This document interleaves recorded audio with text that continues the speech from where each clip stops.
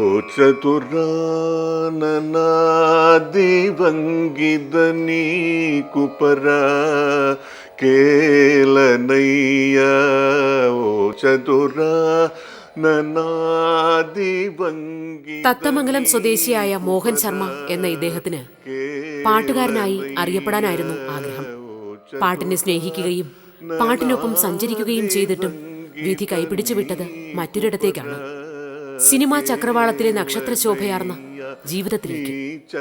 70കളിലെ മലയാള സിനിമയിൽ ഈ മോഹൻ ശർമ്മ റൊമാന്റിക് പരിവേഷമുള്ള നായകൻ മോഹനാണ്. അഭിനേതാവായി അരങ്ങുവാണ കാലത്തും അരങ്ങുവിട്ട കാലത്തും മോഹൻ പാട്ടിനോടുള്ള പ്രണയം വിട്ടില്ല. തനിക്ക് വേണ്ടി മാത്രം മോഹൻ ഇപ്പോഴും പാടുന്നു.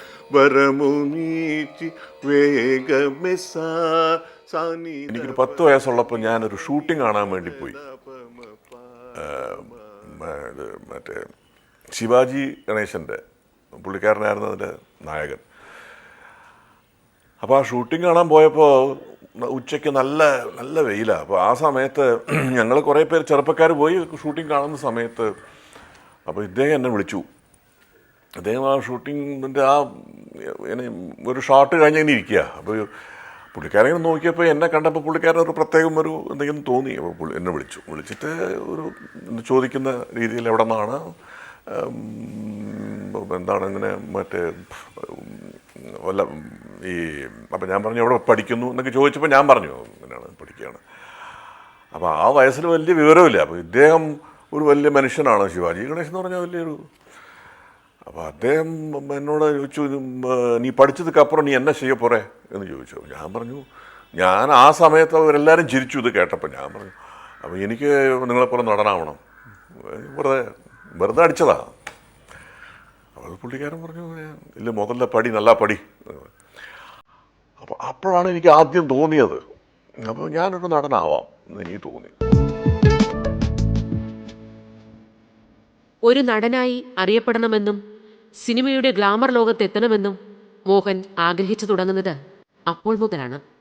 അഭിനയത്തെക്കുറിച്ച് കൂടുതൽ അറിയാനും പഠിക്കാനുമുള്ള മോഹൻ്റെ ദൃഢനിശ്ചയമാണ് പൂനെ ഫിലിം ഇൻസ്റ്റിറ്റ്യൂട്ടിൽ എത്തിക്കുന്നത്.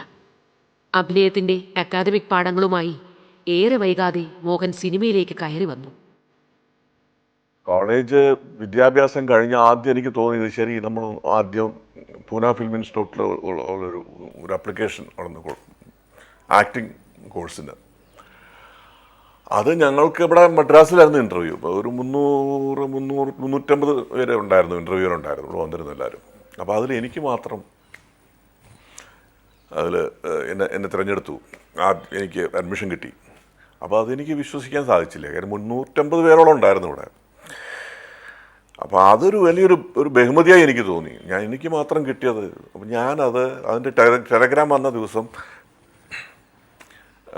ഞാൻ തീർച്ചയാക്കി ഏതായാലും ഗ്രാജുവേഷൻ കഴിഞ്ഞു, പോസ്റ്റ് ഗ്രാജുവേഷൻ ഏതായാലും ഫിലിം ഇൻസ്റ്റിറ്റ്യൂട്ടിൽ പോയി ചെയ്യാം എന്ന് തീർച്ചയാക്കി. ഞാൻ പൂനെയിൽ ഫിലിം ഇൻസ്റ്റിറ്റ്യൂട്ടിൽ ഉണ്ടെന്ന് ആദ്യമായിട്ട് അറിഞ്ഞ് എന്നെ ആദ്യമായി സമീപിച്ചത് ശ്രീമാൻ രാമു കാര്യാട്ടായിരുന്നു. നെല്ല് എന്നൊരു പടത്തിൻ്റെ പുള്ളിക്കാരൻ്റെ ആ സമയത്ത് പുള്ളിക്കാരൻ പ്ലാൻ ചെയ്തിരുന്നൊരു പടമാണ്. അപ്പോൾ അതിനുവേണ്ടി എന്നെ സമീപിച്ചതാണ്. അപ്പോൾ അത് എനിക്കൊരു വലിയൊരു ഒരു വരപ്രസാദമായി തോന്നി. നെല്ലുമായി വന്നപ്പോഴേ ഞങ്ങൾക്ക് കാര്യം പിടി കിട്ടി. മാരനെ മല്ലനെ കൊണ്ട് കെട്ടിക്കണമെന്ന് ഞങ്ങൾക്കും വലിയ ആശയുണ്ടായിരുന്നു. ഇനിയിപ്പോ വേണ്ടാന്ന് പറഞ്ഞില്ലല്ല, അവൻ തന്നെ നെല്ലുമായി പെണ്ണ് ചോദിക്കാൻ വന്നിരിക്കുന്ന കണ്ടില്ലേ? അപ്പൊ വിറകപ്പോഴാ? നെല്ലും വിറകുമാണല്ല നമ്മുടെ മുറ. എടി മോളെ, എനിക്കും പേമ്പയ്ക്കും മല്ലനെ പിടിച്ചു. നിനക്ക് പിടിച്ചില്ലെങ്കിൽ പറയണം.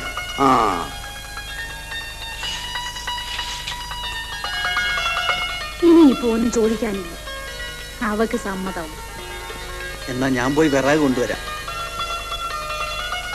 എൻ്റെ ആദ്യത്തെ പടം റിലീസായത് പണിമുടക്ക് എന്ന പടമാണ്, PN മേനോൻ്റെ. മേനോൻ സാർ ഇതുപോലെ പറഞ്ഞു കേട്ട്, കാര്യാട്ട് സാർ ഇങ്ങനെ ഒരു വിദ്യാർത്ഥിയെ അവിടുന്ന് ഫിലിം ഇൻസ്റ്റിറ്റ്യൂട്ടിൽ നിന്ന് കൊണ്ടുവരുന്നതിന് അതിനെപ്പറ്റി ഇവിടെ പലരും പത്രത്തിലെല്ലാം എഴുതാൻ തുടങ്ങിയപ്പോൾ മേനോൻ സാർ എന്നെ സമീപിച്ച് അങ്ങനെ പണിമുടക്ക് എന്ന പടത്തിൽ ആണ് ആദ്യമായിട്ട് ഞാൻ മലയാളത്തിൽ വരുന്നത്. 1971 അതായിരുന്നു എൻ്റെ തുടക്കം മലയാളത്തിൽ. ഒറ്റയാളത്തിന് കാണില്ല വിളിച്ചാൽ എവിടെ പോയി കിടക്കണം നിങ്ങൾ? ഉമ്മറിന് ആരകത്ത് കിടത്തി വിട്ടത്? ഇനി മേലാൽ കമ്പനികളിൽ ആരെങ്കിലും അകത്ത് കിടത്തി വിട്ടാൽ ഒറ്റയെണ്ണത്തിന് ഞാൻ വെച്ചേക്കില്ല. റാസ്കിൾ. പണിമുടക്കം നെല്ലും റിലീസായതോടുകൂടി ഞാൻ ബിസിയായി മലയാളത്തിൽ. രാമു കാര്യാട്ടിന്റെ നെല്ലും PN മേനോന്റെ പണിമുടക്കുമായിരുന്നു മോഹന്റെ ആദ്യകാല ചിത്രങ്ങൾ. അഭിനയശേഷിയുള്ള ഒരു നടന്റെ വരവറിയിക്കലായിരുന്നു ആ ചിത്രങ്ങൾ. സിനിമയിൽ മോഹന് തിരക്കുകളുടെ കാലമായിരുന്നു പിന്നീട്. ചട്ടക്കാരി എൻ്റെ റോള് എന്നോട് ഞാനുമായിട്ട് സേതുമാധവൻ സാറ് ഇത് ഡിസ്കസ് ചെയ്തപ്പോൾ എനിക്ക് ഒരു കാര്യം അത് തോന്നി. അതിൽ ഈ ഇംപ്രവൈസേഷൻ എന്ന് പറയില്ല, അതായത് സ്ക്രീൻ പ്ലേയിൽ എഴുതി വെക്കാത്ത ഒരു സംഗതി. രണ്ട് ആർട്ടിസ്റ്റ് ഒരു സിറ്റുവേഷനിൽ എങ്ങനെ അഭിനയിക്കണം എന്നുള്ളത് സ്ക്രീൻ പ്ലേയിൽ എഴുതി വെക്കാതെ അവർ തമ്മിലുള്ള ഇംപ്രവൈസേഷൻ ചെയ്ത് അത് വളർത്തിയെടുക്കുന്ന ഒരു സംഭവം ഉണ്ടല്ലോ, അത് ചട്ടക്കാരിയിൽ എന്നെ കൊണ്ട് സാധിച്ചു. നിന്നെ കാണാനുള്ള ആഗ്രഹം കൊണ്ട് ഞാൻ കള്ളം പറഞ്ഞതല്ലേ? ഞാൻ പോട്ടെ, പ്ലീസ്, ഞാൻ പോട്ടെ. എന്നെ ഇത്ര പേടിയാണ്. ആരെങ്കിലും കാണോ? ആരും കാണും. No please, no please, please.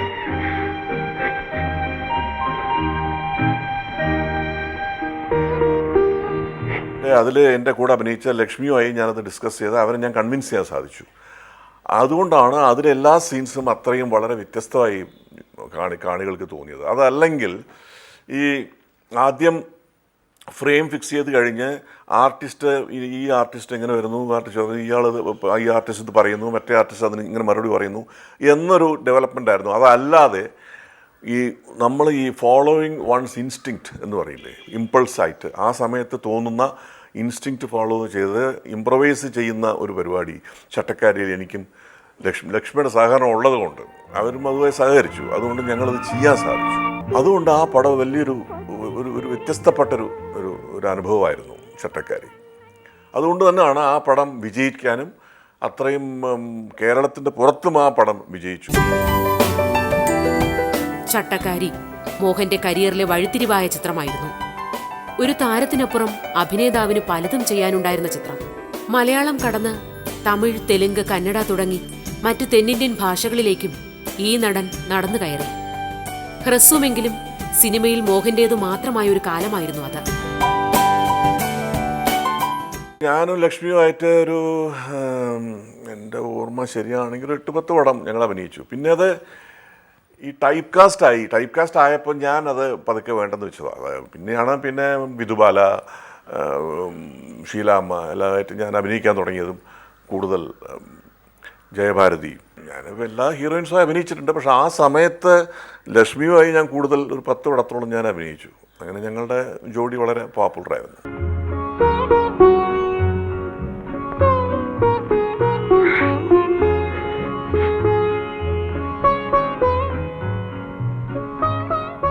സിനിമയിൽ മോഹന് ഏറ്റവും കൂടുതൽ ജോഡി ചേർന്ന നടി ലക്ഷ്മിയാണ്.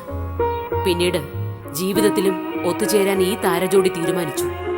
വെള്ളിത്തിരയിലെ ഇവരുടെ കൂട്ടുചേരൽ വിജയമായിരുന്നുവെങ്കിലും റിയൽ ലൈഫിലെ കഥ മറിച്ചായിരുന്നു. ഒരു അഭിനേതാവ് എന്ന നിലയിൽ സിനിമയിലെ പടിയിറക്ക കാലത്ത് തന്നെയായിരുന്നു വിവാഹബന്ധം വഴിപിരിയുന്നത്.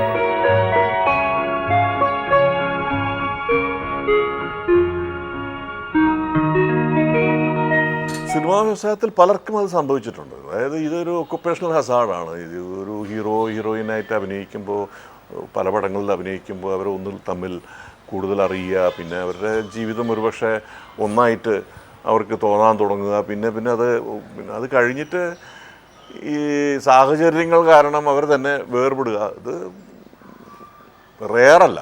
സിനിമാ വ്യവസായത്തിൽ ഇതൊരു ഒരു ഭാഗമാണ്. അപ്പോൾ അങ്ങനെ സംഭവിച്ചതാണ്. എനിക്കും അങ്ങനെ സംഭവിച്ചെന്നേ ഉള്ളൂ. അല്ലാതെ ഞാൻ പറഞ്ഞില്ലേ, ആ സമയത്ത് അത് ശരിയാണെന്ന് തോന്നി. അത് കഴിഞ്ഞിട്ട് പിന്നെ അത് വേണ്ടെന്ന് വെച്ചു. അത് ഞാൻ പരാതി പറയുന്നില്ല. അത് വേണമെന്നോ വേണ്ടെന്നോ എന്ന് ഞാൻ അതിനെപ്പറ്റി ചിന്തിക്കാറില്ല. എൻ്റെ ജീവിതം ഇങ്ങനെ തുടരുന്നു, അത്രയേ ഉള്ളൂ. അഷ്ടപതിയിലെ നായികേ യക്ഷഗായികേ അംബുജാക്ഷനെ പ്രേമിച്ചതിനാ. ആകാര സൗഷ്ഠവവും അഭിനയ പാടവവും ഒത്തിണങ്ങിയ മോഹന് സിനിമയിൽ വലിയ ഭാവി കണ്ടിരുന്നുവെങ്കിലും ഉണ്ടായില്ല. ഒരേ ജനുസിൽപ്പെട്ട കുറേയേറെ വേഷങ്ങൾ ചെയ്തുവെങ്കിലും അതിനുമപ്പുറത്തേക്കൊരു വളർച്ച ഈ നടന് ഇല്ലാതെ പോയി. എല്ലാത്തരം പ്രേക്ഷകരെയും തൃപ്തിപ്പെടുത്തുന്ന വ്യത്യസ്ത വേഷങ്ങൾ ചെയ്യാനാകാതെ പോയതും മോഹന്റെ പരാജയമായി.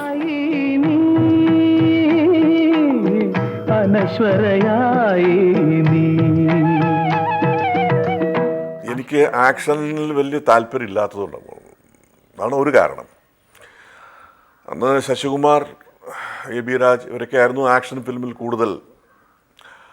അപ്പോൾ എനിക്ക് അത്തരത്തിലുള്ള റോളുകളിൽ വലിയൊരു താല്പര്യം ഇല്ലായിരുന്നു. പണ്ടേ അതല്ലാത്തൊരു അങ്ങനെ ഒരു സ്വഭാവക്കാരനാണ്. അപ്പോൾ കൂടുതൽ ഈ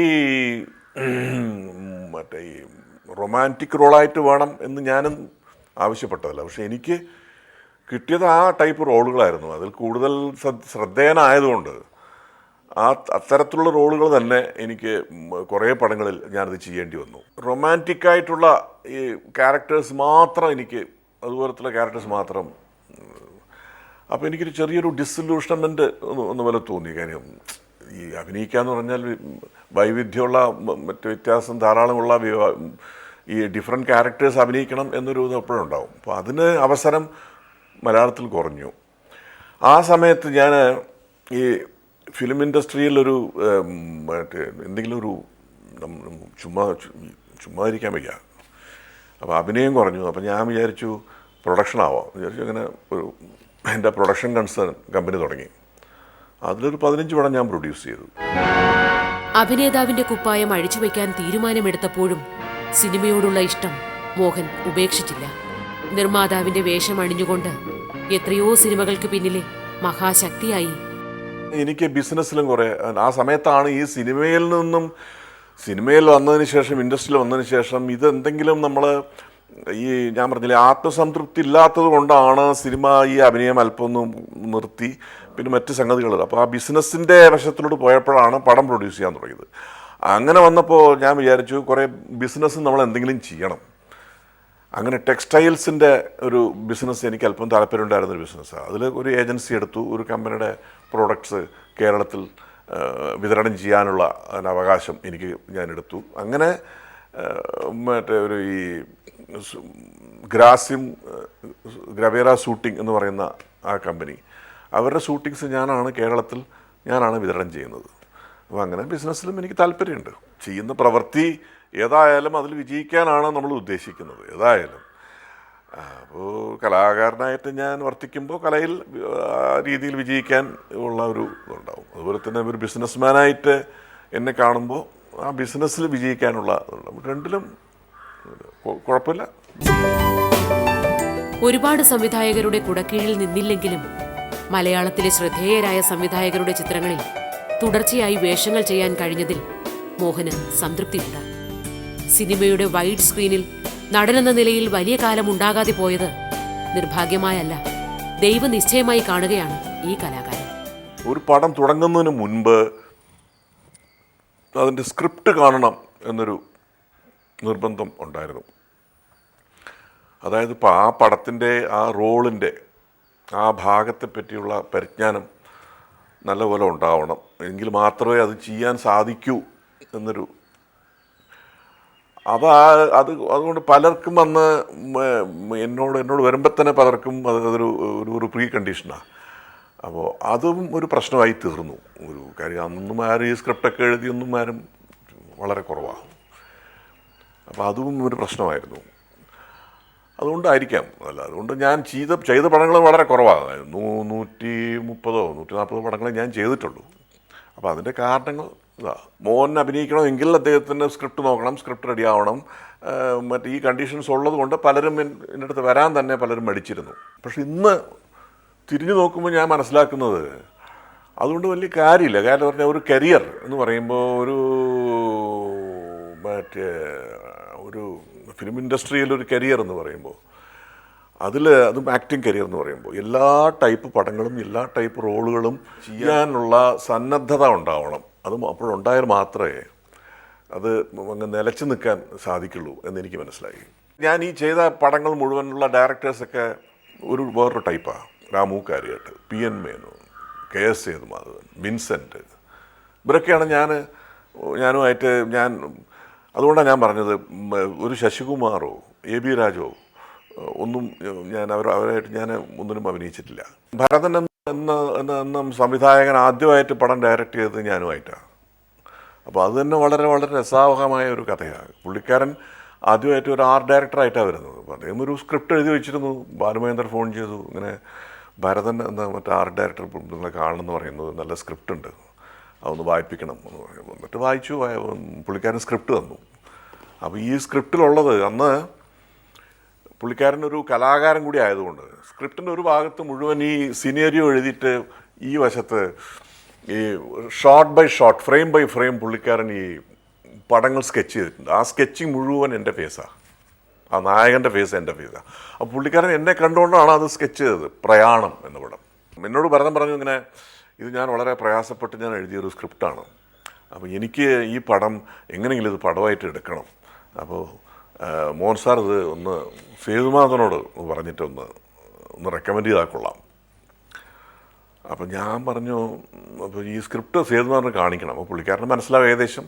അപ്പോൾ പുള്ളിക്കാരന് സ്ക്രിപ്റ്റ് ആവശ്യമുണ്ടെന്ന് ഞാൻ കേട്ടു. അപ്പോൾ അന്ന് T. വാസുദേവൻ എന്ന പ്രൊഡ്യൂസറിന് വേണ്ടി സേതുമാധവൻ ഒരു സബ്ജക്റ്റ് അന്ന് കൊണ്ടിരുന്ന സമയമാണ്. അപ്പോൾ ഞാൻ പറഞ്ഞു, എനിക്കത് തോന്നി, പറഞ്ഞല്ല ഇത് ഭരതൻ ഡയറക്റ്റ് ചെയ്യുകയാണെങ്കിൽ ഞാൻ അഭിനയിക്കാം.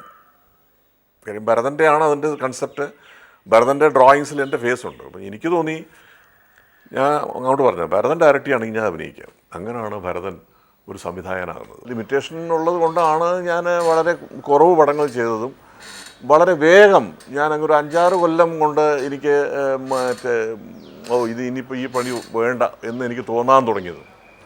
അതാണ് കാരണം. ഇപ്പോൾ തോന്നാറുണ്ട്. അത് അങ്ങനെ അല്ലാതെ ഞാൻ പറഞ്ഞതുപോലെ ധാരാളം പല തരത്തിലുള്ള പല വേഷങ്ങളും പല ഇതല്ലാതെ ഈ സ്ക്രിപ്റ്റ് വായിക്കാതെ തന്നെ നമ്മൾ ചെയ്തിരുന്നെങ്കിൽ ഒരു പക്ഷേ എൻ്റെ കരിയർ ഈ 10 കൊല്ലം കൊണ്ട് അവസാനിച്ചത് ഒരു പക്ഷേ 20-25 കൊല്ലം നീണ്ടേനെ എന്ന് എനിക്ക് തോന്നാറുണ്ട്. തോന്നാതെയില്ല. സിനിമാ ലോകം കൽപ്പിച്ചു നൽകിയ വനവാസകാലമായിരുന്നില്ല മോഹൻ്റേത്. ആവർത്തന വിരസമായ വേഷങ്ങളിൽ തളച്ചിടപ്പെട്ടു പോകുന്ന വേദനയായിരുന്നു താൽക്കാലികമായെങ്കിലും മാറി നിൽക്കാൻ ഈ കലാകാരനെ പ്രേരിപ്പിച്ചത്.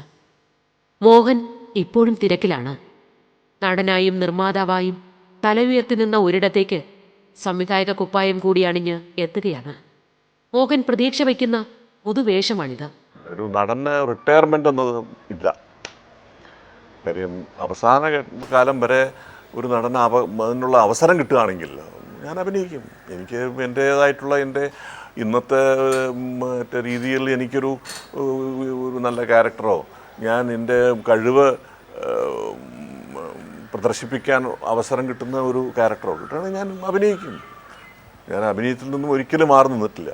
ഞാൻ ഇക്കൊല്ലം എൻ്റെ ഒരു പടം ഞാൻ തന്നെ ഡയറക്റ്റ് ചെയ്യുന്നു. ഞാൻ പ്രൊഡ്യൂസ് ചെയ്ത് ഞാൻ തന്നെ ഡയറക്റ്റ് ചെയ്തു. ഞാൻ വളരെ കാലം ഞാനത് ചെയ്യാൻ വേണ്ടി മനസ്സുകൊണ്ട് ആഗ്രഹിച്ചൊരു സംഗതിയാണ്. അപ്പോൾ ആ രീതിയിലുള്ളൊരു സബ്ജക്റ്റാണ്. ഈ സബ്ജക്റ്റ് ഞാൻ തന്നെയാണ് എഴുതിയിരിക്കുന്നത്. ഞാനാണ് സ്ക്രീൻ പ്ലേ എഴുതിയിരിക്കുന്നത്. അപ്പോൾ ഇത് ഞാൻ തന്നെ സംവിധാനം ചെയ്യണം എന്നൊരു ആഗ്രഹം എനിക്കും ഉണ്ടായിരുന്നു. അപ്പോൾ അതനുസരിച്ച് അത് ഞാൻ തന്നെ ചെയ്യുന്നുണ്ട്. അത് ഇക്കൊല്ലം ഞാനത് ആ പടം എടുക്കുന്നു.